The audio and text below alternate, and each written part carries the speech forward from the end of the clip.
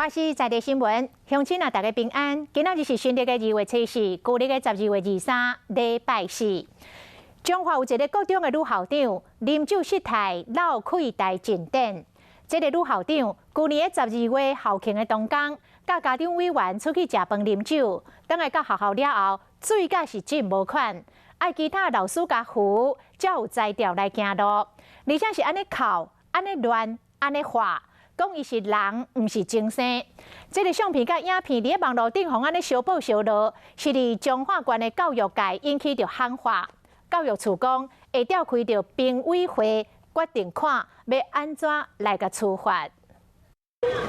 一个高中查某校长啉到醉茫茫，倒伫咧学校停车场骂骂号。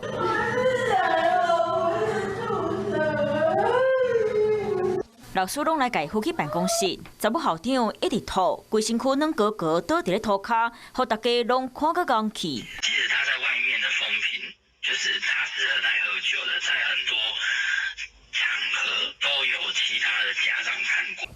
彰化丰苑一间国中校庆的日子，校长中昼含家长委员去食饭，毋若啉酒醉，搁伫咧学校内底闹。尾后别个老师嘛讲，校长毋若爱啉，过会叫保全替伊洗车，嘛会叫学生家拍论文的资料。校长出面驳回，我跟社会道歉，不应该喝酒。